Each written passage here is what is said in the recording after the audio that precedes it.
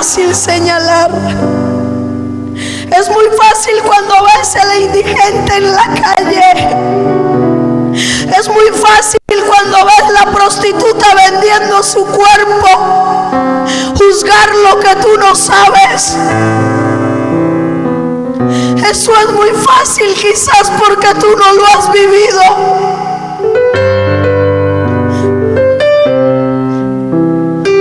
Pero ¿qué tal si te pusieses en los zapatos de ese que está pasando el problema y en vez de juzgarlo vas y le presentas el evangelio?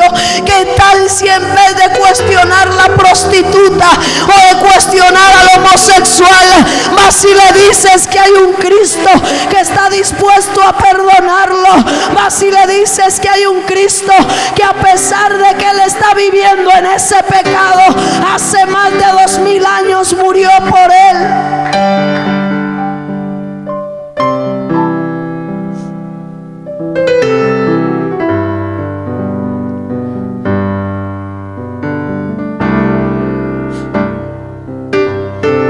Dijeron: no puedes tener nada con esa persona, porque esa persona es tu hermano.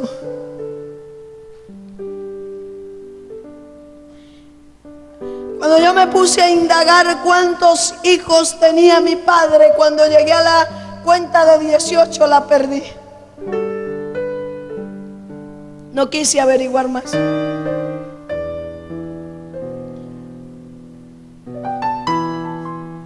Hermano, amigo que nos está oyendo, Dios estableció un hombre para una mujer. No estableció ni dos ni tres, estableció un hombre para una mujer y una mujer para un hombre. Satanás hoy ha tomado la modalidad también del divorcio para regar hijos por todos lados. Hijos que se levantan sin padres, hijos que se levantan sin madre, solamente porque hay hombres y mujeres insensatos que no han entendido cuál es el propósito de Dios para la humanidad. Se sigue haciendo más grande el vacío de mi corazón. Me refugio más en el alcohol. Ahora decido que hay una manera de acabar con muchos. Levantamos un laboratorio de coca, sembramos coca y empezamos a procesarla y a sacarla. No solamente la fabricaba. Si la gente que me está escuchando supiera de qué es hecha la coca, no la consumirían. Eso lleva cal, lleva cemento, lleva gasolina, lleva polvo de adobe. Yo vi morir gente de sobredosis. Es más, me complacía viendo cómo la gente que yo le daba esa droga moría. Habían días en mi vida, hermano, en que yo no descansaba hasta que yo no sabía que por culpa mía alguien había muerto. Cuando veía a una madre llorando, yo me gozaba. Cuando veía a un padre llorando por sus hijos, yo me gozaba. Porque nadie había sufrido por mí en la vida. Y si yo veía sufrir a alguien, eso traía satisfacción a mi vida. Porque Satanás había cauterizado de tal manera mi conciencia que lo único que tenía paz era cuando veía que alguien podía compartir el dolor que yo estaba sufriendo.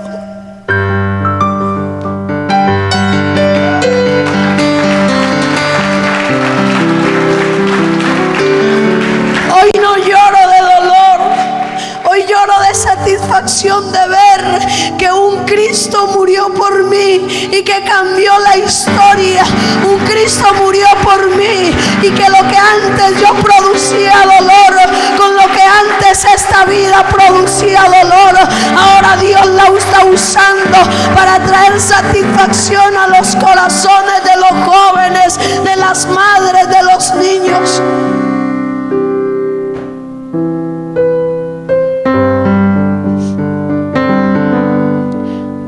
Recuerdo que un día había un joven que estábamos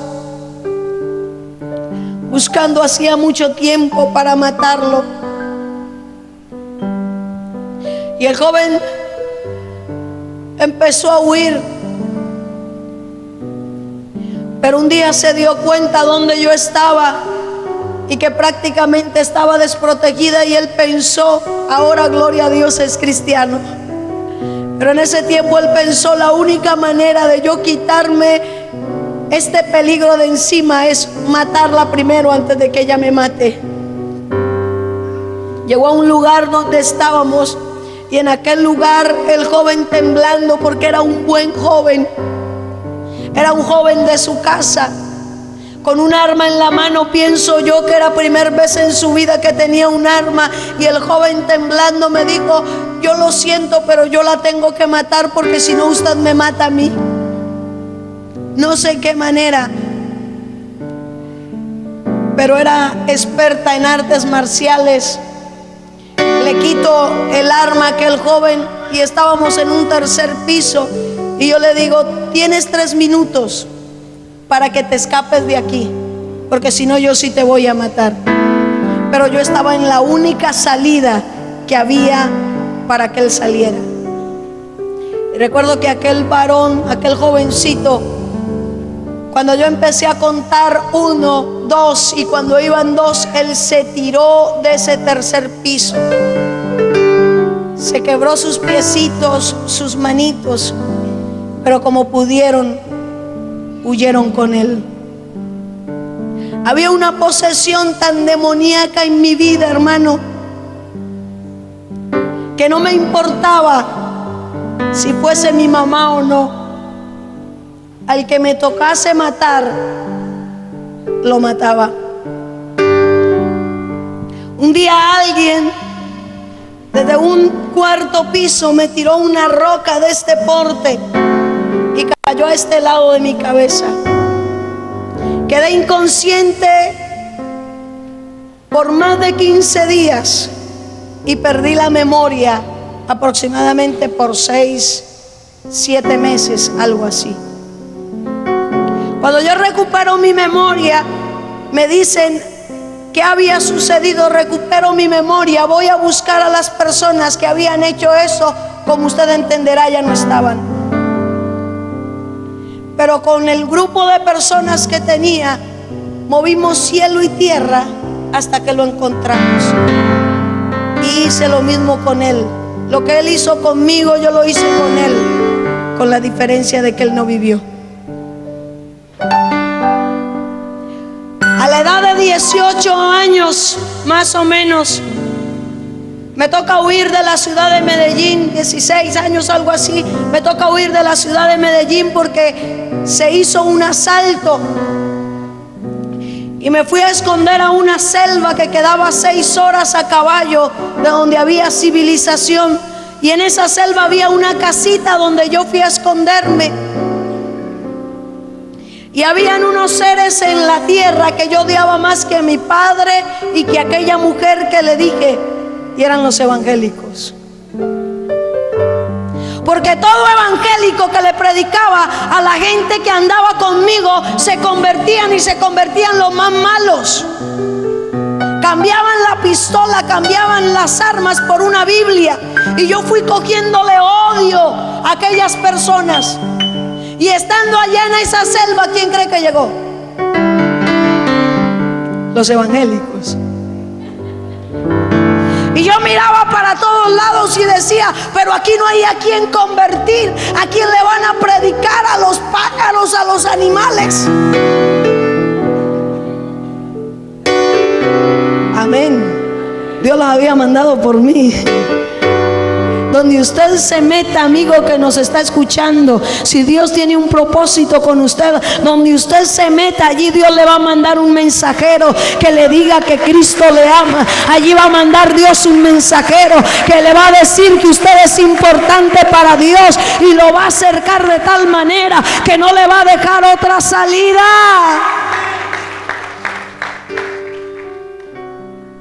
Pero eso no es todo. Los detestaba y me ponen a que les sirva. Llega y me dice el dueño de la casa, era cristiano pero nunca me había dicho, porque me tenía miedo. Y a mí me preocupa cuando a usted y a mí nos da miedo hablar del Señor. A mí me preocupa eso, cuando usted se avergüenza. Ayer estaba allí al frente en la Olímpica y alguien se puso a llorar. Y yo le dije, ¿por qué lloras? Porque es que el Señor que mataron todo mundo lo quería. Y empecé a hablar con aquella mujer y le dije, pero a ti no te debe preocupar el que ya murió. Si del Señor viene en este momento, ¿qué de tu vida? Te vas a perder. Y ella se quedó mirando y me dice, usted es atrevida, ¿cómo me viene a decir eso? Y yo, si tú no buscas a Dios, te vas a perder. Hay veces que a usted y a mí nos da miedo, y Dios puede ponerle a usted una persona enfrente y quizás sea la última oportunidad que tiene esa persona para escuchar de Cristo. Quizás sea la última oportunidad que tiene esa persona para que su nombre sea inscrito en el libro de la vida, y usted no habla, usted se queda callado. Hermano, tiene que hablar. Oigan, no dejen de oír. Usted y yo tenemos que predicar la palabra del Señor a quien sea, al rico, al pobre, al homicida, al no homicida. A todos tenemos que predicarle, porque Cristo no hizo acepción de personas. Aquel hombre nunca me había hablado, nunca. En ese tiempo que estuve allí, aproximadamente 4 meses, nunca me había hablado. Y me dice, yo necesito que tú me ayudes porque mi esposa está enferma, a que me le ayudes a servirle a los hermanos. Yo dije, caramba, no los quiero y les tengo que servir. Bueno, ellos tenían un frasquito de veneno para los ratones. Y yo dije, claro, aquí acabo con todos.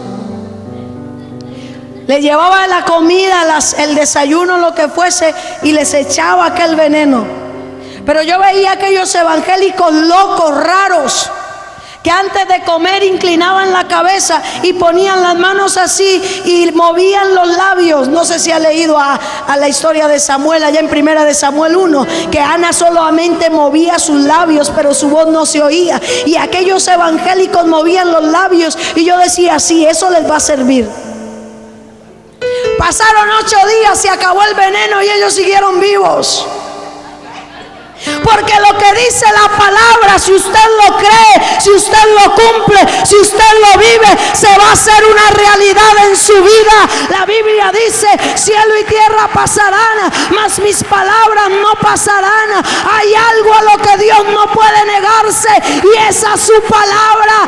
Él nunca negará su palabra. Si Él dijo que nos iba a proteger, Él nos protegerá. Si Él dijo que iría delante de nosotros abriendo caminos, Él lo hará, porque Él no es hombre para mentir, ni hijo de hombre para arrepentirse.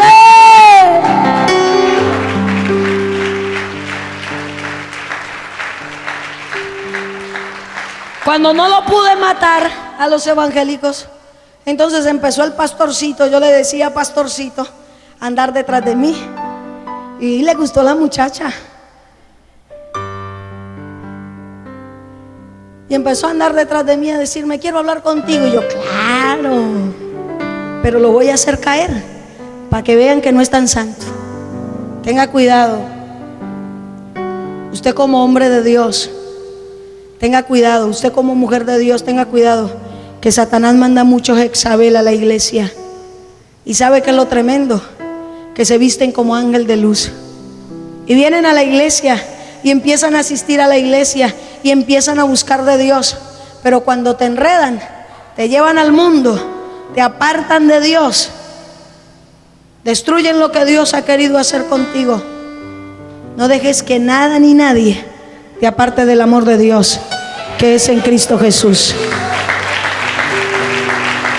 Y aquel hombre empezó a decirme: yo quiero hablar contigo. Y un día le dije: claro, vamos a hablar. Me retiré con él lejos de donde estaban los otros hermanitos, muy lejos.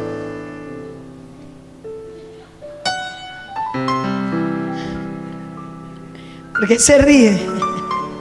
Me retiré con él lejos. Y el hombre empieza a hablar. Yo le dije: claro, habla. Yo pensé que me iba a decir otras cosas. Cuando él me dice Jesucristo, yo, un momentico, te cambio los 5 minutos por 5 segundos. Después de los 5 segundos, si no corres te mato.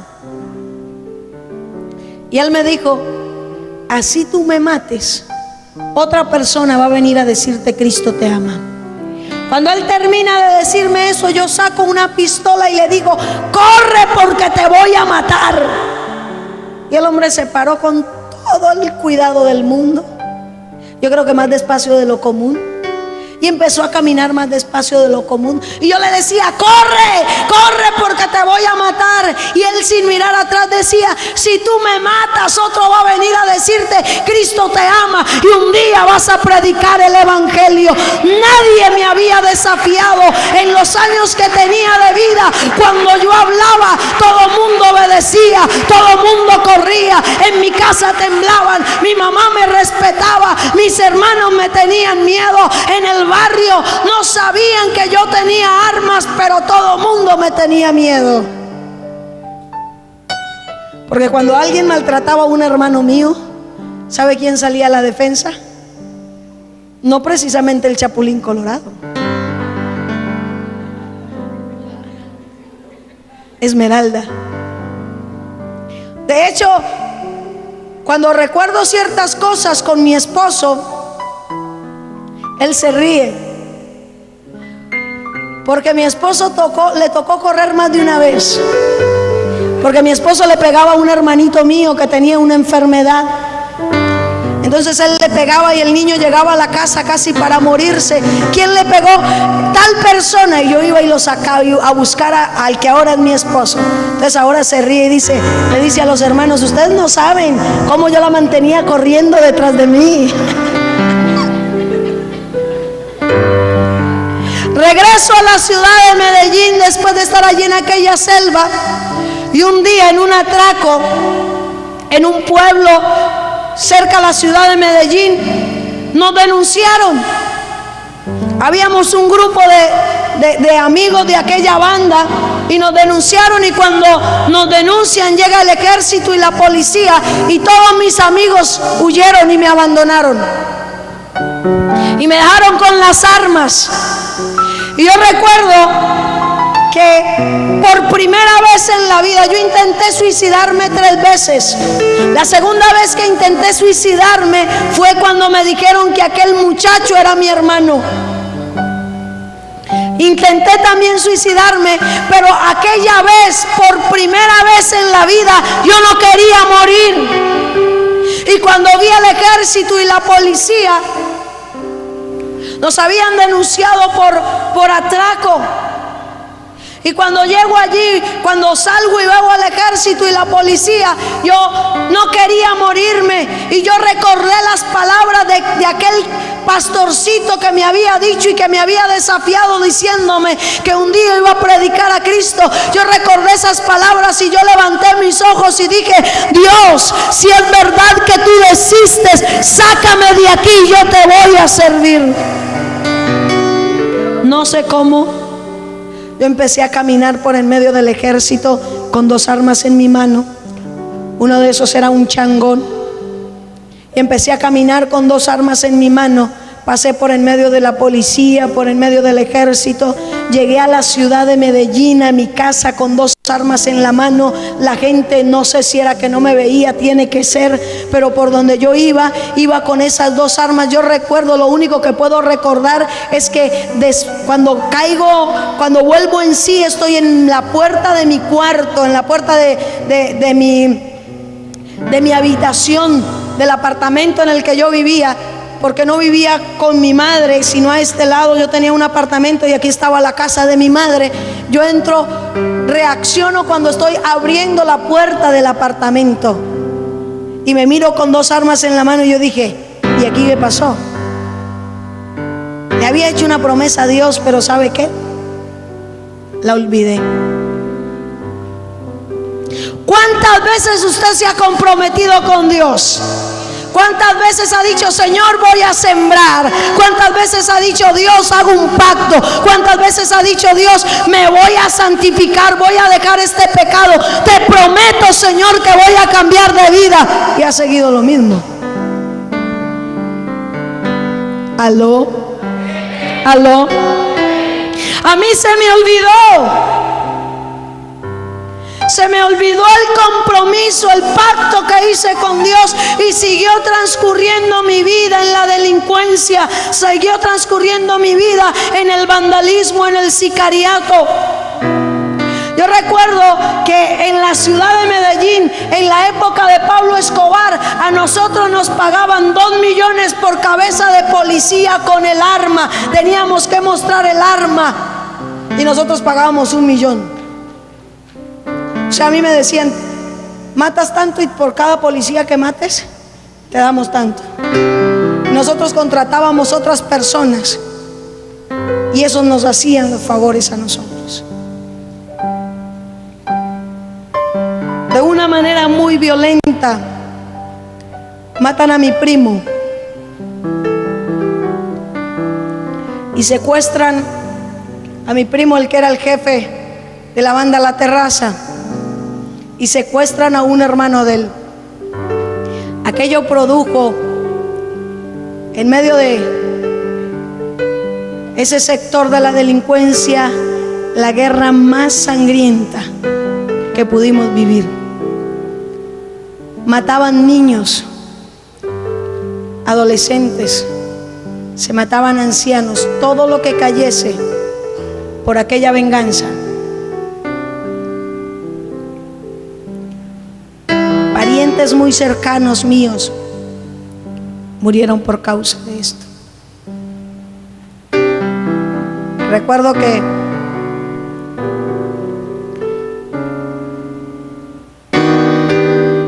hubo un hecho que recordé y lamenté mucho. Fue como me tocó ver una familia completa con niños de la edad de los 3 y 4 años acribillados por causa del pecado.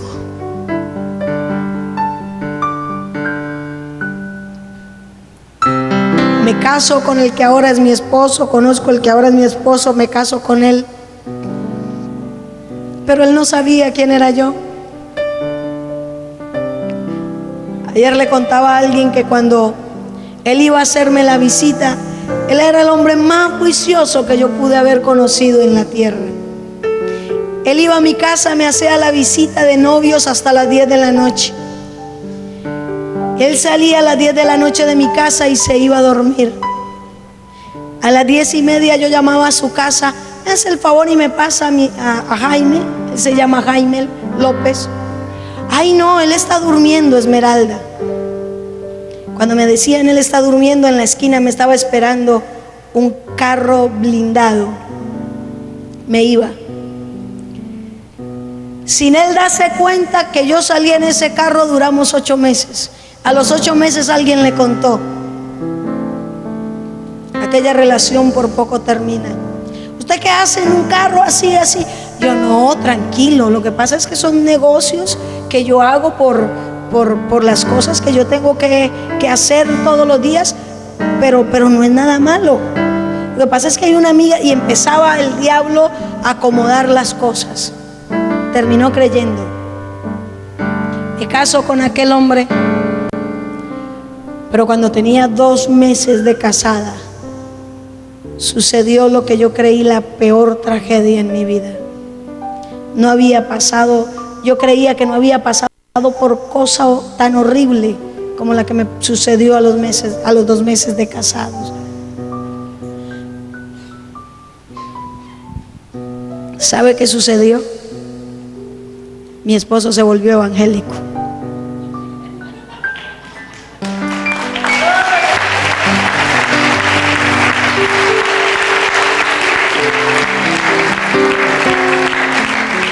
Empezó a asistir a una iglesia de locos.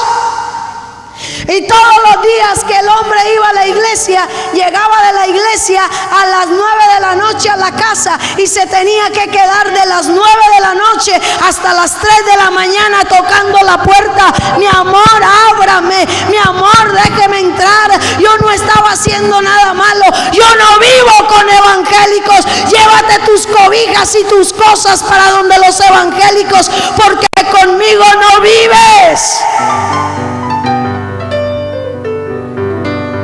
Le abría la puerta a las 3 de la mañana, entraba, se metía debajo de las cobijas y empezaba a decir: Dios, gracias por la esposa que me diste, porque es la mejor mujer del mundo. Es una mujer comprensiva, es tierna, es amorosa, es hacendosa, y un día ella va a predicar tu palabra.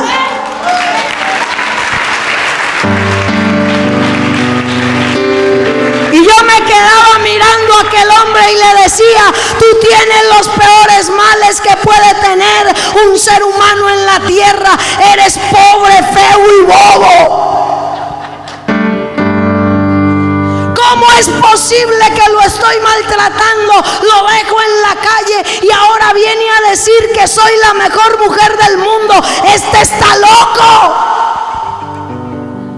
Pero yo no sabía que la Biblia dice que había que llamar las cosas que no son como si fuera, que lo imposible para Dios no existe.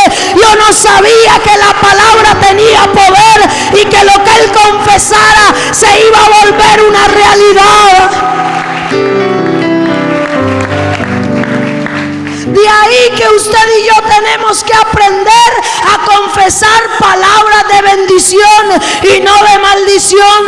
De ahí que usted y yo tenemos que empezar a vivir lo que dice la palabra. Llame las cosas que no son como si fueran.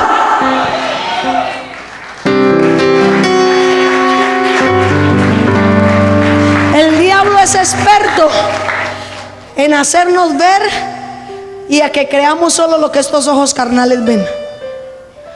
¿Sabe qué ve usted con estos ojos? Maldad. Usted ve el esposo borracho, que va a seguir siendo borracho.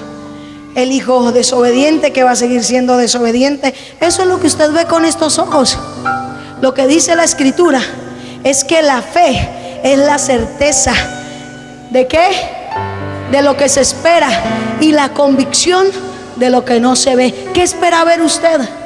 Deje de declarar, deje de hablar como hijo del diablo, deje de hablar como hijo de la tierra y empiece a hablar como lo que usted es, un hijo de Dios. Un hijo de Dios ve al esposo que ahora es borracho, pero lo ve como Dios lo quiere ver en 1 año, en 2 años, en 3 años. Lo va a ver como un siervo, como una sierva, como un ministro del Dios Altísimo. Está en usted y en mí empezar a declarar con la palabra vida. La Biblia dice que en el poder de la lengua está la vida o la muerte. ¿Qué quiere usted, vida o muerte? Aquel hombre empezó a declarar lo que él quería ver y siguió yendo a su iglesia. No le importaba. Y un día llegó, no sé qué había pasado ese día, pero ese día llegó y yo le dije: no vivo más contigo.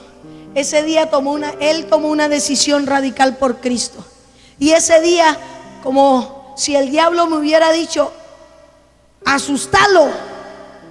Si vos lo asustás, él deja de ser evangélico.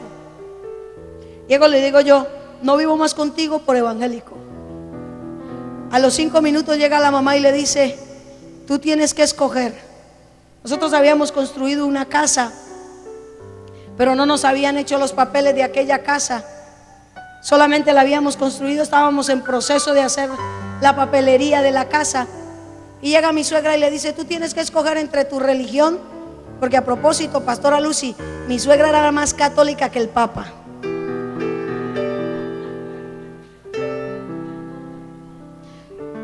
Ella se pasaba de romana. Y llega y le dice: escoge entre tu casa o tu religión, tu mamá, tu casa, tus hijos o tu religión. Y este hombre llega y me mira a mí, la mira a ella, mira a un niño que tenía ya pequeño de bracitos. Llega y me dice: aunque mi madre y mi padre me dejaren, con todo Jehová me recogerá. Y yo sé que mi Redentor vive y que mis ojos un día le verán.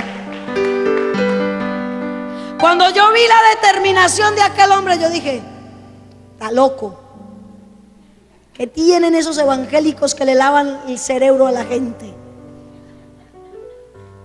A nosotros no nos lavan el cerebro, a nosotros nos lavan toditos, desde la coronilla hasta la punta de los pies. Esa sangre preciosa derramada en la cruz del Calvario no cambia la mente del hombre, cambia la vida del hombre, cambia el proceder del hombre, transforma la mente y el corazón del hombre, hace de lo que no es algo que sí es, lo que no era lo pone a ser, porque Él es el que da vida a lo que estaba muerto.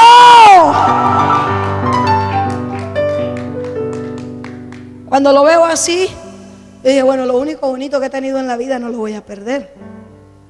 Y le dije: negociemos. Yo me voy contigo, pero si tú no me hablas del evangelio. Y él me dijo: te lo prometo, yo no te hablo del evangelio. Qué bendición son las suegras, ¿cierto que sí? Me cogieron todas las cositas y nos las sacaron a un andén, porque mi suegra decía: a mi hijo lo prefiero ver con otra mujer que evangélico. A mis hijas las prefiero de prostitutas que de evangélicas. Eso decía mi suegra. Pero ¿sabe qué tan lindo es Dios? Que todos los hijos son evangélicos ahora. Tiene 2 varones y tiene 4, 5 mujeres, y todos son cristianos. Y el suegro, mi suegro, yo hoy le predico y le digo: suegro, Cristo te ama. Mi hija, primero convierta a su suegra, porque si no, no me deja.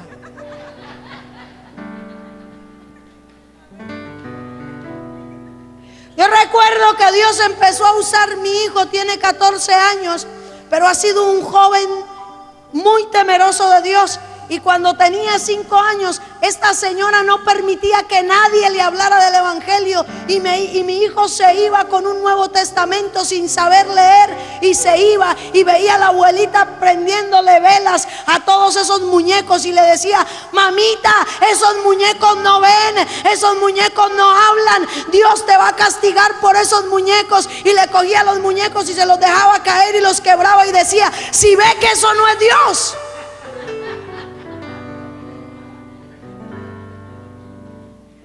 Dios usa hasta las piedras para hablar. La única persona que esa señora permitía que le hablara era mi hijo. Y nos preocupamos por enseñarle palabra, por instruirlo.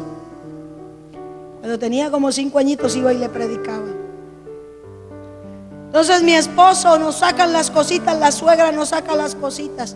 Tenemos que sacar nuestras cosas de la casa. Tenemos todo. Cuando los amigos nos habían dado la espalda, todo mundo nos dio la espalda.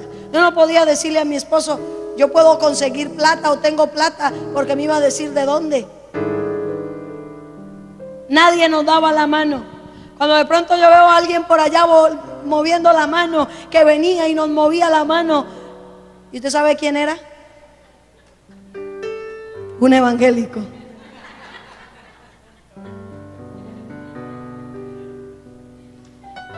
A mí me asombra Dios. Y es que cuando Dios pone sus ojos sobre alguien, lo cerca, le cierra las puertas. Y uno trata de coger para un lado y esta puerta se le cierra, y voltea para el otro lado, se le cierra. Mira hacia atrás, se le cerró la puerta. No me quedaba sino una, quedaba para donde los evangélicos. Antes lo echaba con sus cosas para donde los evangélicos. Ahora era yo la que iba con esposo y con todo para donde los evangélicos. Pero eso no es todo. ¿Sabe qué sucedía donde los evangélicos? Todos los miércoles tenían un culto. Todos los miércoles les tenía que escuchar la cantaleta, la palabra y los cantos. Y había un canto que me gusta mucho, que ellos entonaban. Ahora me gusta. Ellos entonaban una canción todos los días que iban al culto. Yo no sé si era que no se sabían otra, pero todos los días cantaban lo mismo. Llegaron los aleluyas y esta fiesta se prendió. Y míralos como dicen aleluya, gloria a Dios. Y el mundo nos llama locos y de paso se ríen de nosotros. Y yo decía, ¿y cómo no se van a reír?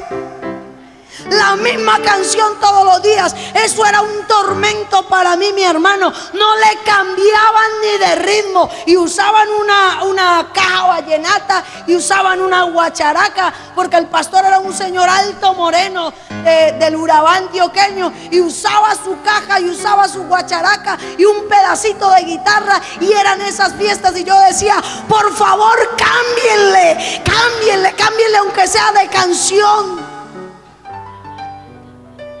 Y todos los días era lo mismo. Todos los días.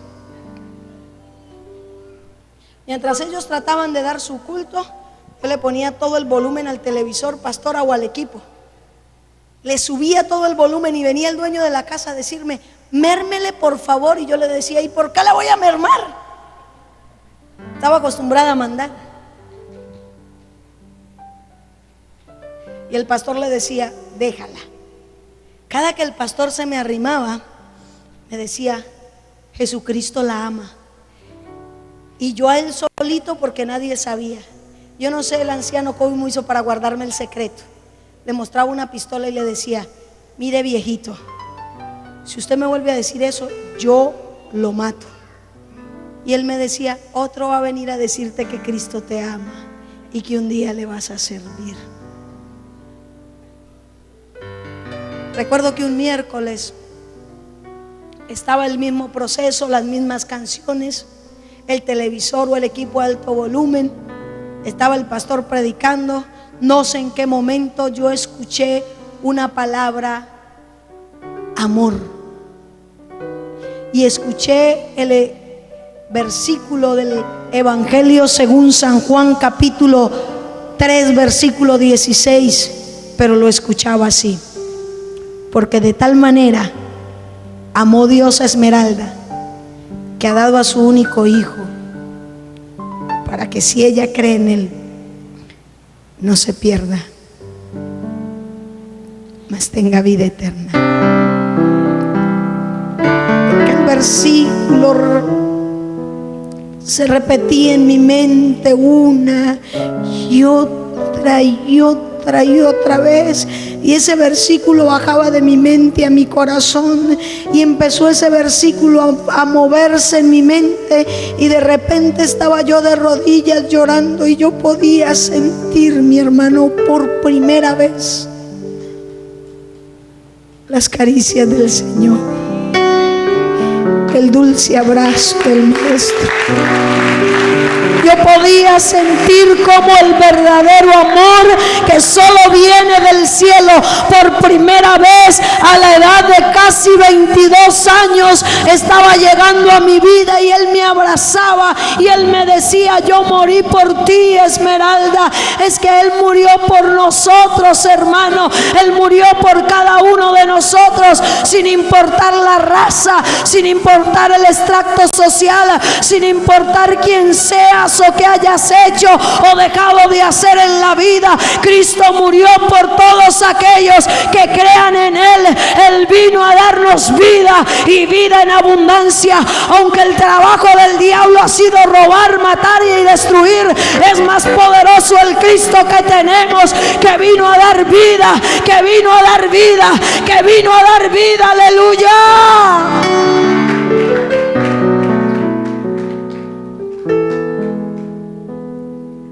Rindo mi vida al Señor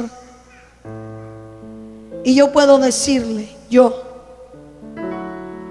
puedo dar fe de que cuando el Señor hace algo, lo hace completo. Él no hace nada a medias. Él no hace nada por pedacitos. Cuando Dios decide hacer algo, lo hace completo. Aquel día, hermano, yo recuerdo que yo en embarazo de mi hijo mayor, cuando estaba empezando el embarazo de mi hijo, yo no conocía al Señor. Yo recuerdo que estando embarazada, yo me tomaba una garrafa de aguardiente antioqueño, de ron antioqueño, sola.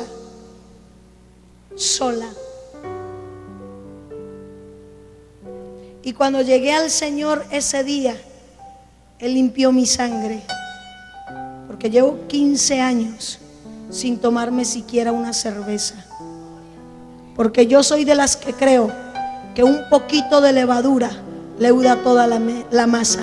Yo no creo en los cristianos que se toman una cervecita. Yo no creo en los cristianos que se toman una copita de vino. Es que un poquito de levadura, mi hermano, contamina. Un poquito de levadura leuda toda la masa. Si usted es de esos que dice, yo me tomo una para la sed o para los riñones, olvídese que con Dios eso no funciona. No. Yo no creo en esa clase de cristianos. Y me puede presentar título de pastor, de lo que usted quiera, pero no creo en usted. No creo. Porque cuando Cristo vino a mi vida, desde ese día Cristo cambió mi vida. Yo era la mujer más vulgar que había sobre la tierra. Para todo tenía una respuesta. Y desde ese día Él cambió mi vocabulario. Así es que cuando usted dice la grande y después dice, ay, es que se me salió, no me venga con cuentos que se le salió, que si la dijo era porque estaba en su corazón y no había sido limpio o sano de eso. Conozco al Señor, Él cambia ese día mi vida. Y estando ahí de rodillas, Dios me dice, tienes que perdonar a tu padre. Y yo me paré y le dije, un momentico, tampoco. Por culpa de Él he sufrido todo lo que he sufrido, ahora lo tengo que perdonar. Y escucho la voz de Dios que me dice, si tú no lo perdonas, yo no tengo nada para ti. Salí corriendo de aquel lugar, busqué a mi padre. Cuando yo lo veo y él me ve a mí, él pensó que lo iba a matar. Y yo le digo, Padre, perdóname por todo el daño que te he hecho. Y aquel hombre se voltea y me dice, si hay alguien que tiene que perdonar, pedir perdón, soy yo. Hoy somos los mejores amigos.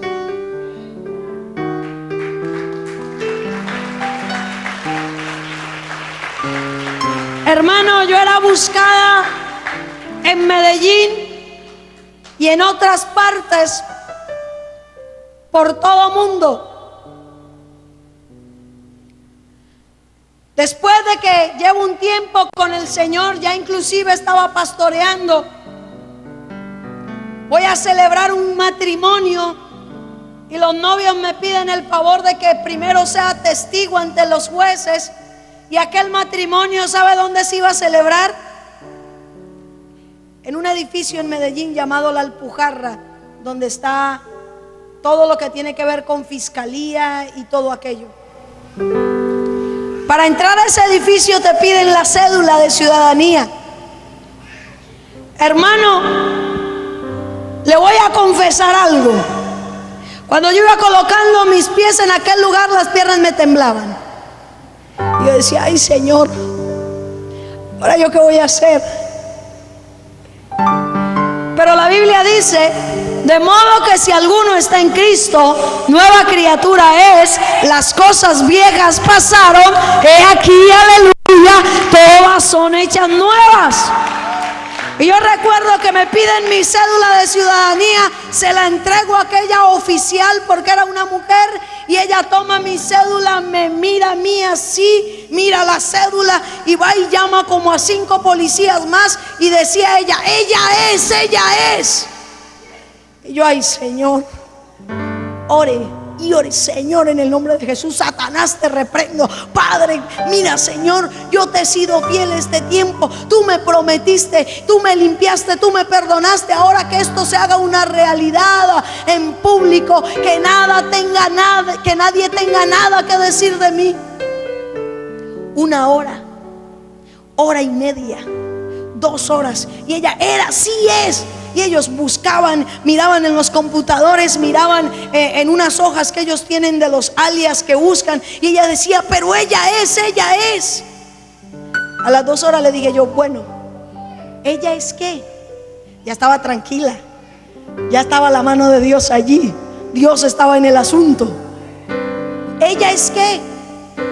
Usted es alias la mala, confiese. Y yo soy alias la mala. Yo soy Esmeralda Restrepo, pastora evangélica de tal denominación. No, ustedes. Y yo soy. Yo no estaba diciendo lo que era. Eso fui. Ahora no era. Ya no era. No estaba diciendo mentiras. Yo no soy. Yo soy una hija de Dios, le decía.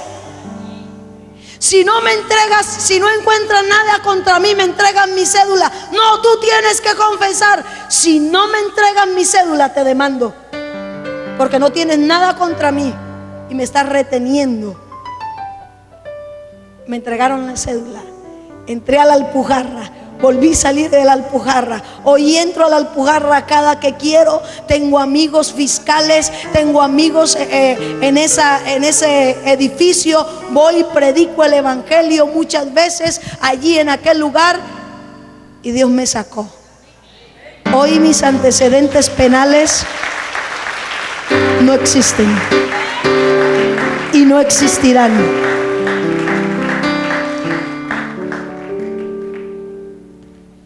Ahora, ¿en qué época de su vida se creó ese vacío existencial? Los que nos están escuchando, ¿qué fue lo que marcó su vida que produjo ese vacío? En el capítulo 12 del libro de Eclesiastés, y con esto terminamos. Mire lo que dice la escritura. Después de toda la faena de Salomón, después de todo lo que Esmeralda hizo, Salomón terminó en el capítulo número 12, versículo 13, diciendo lo siguiente: el fin de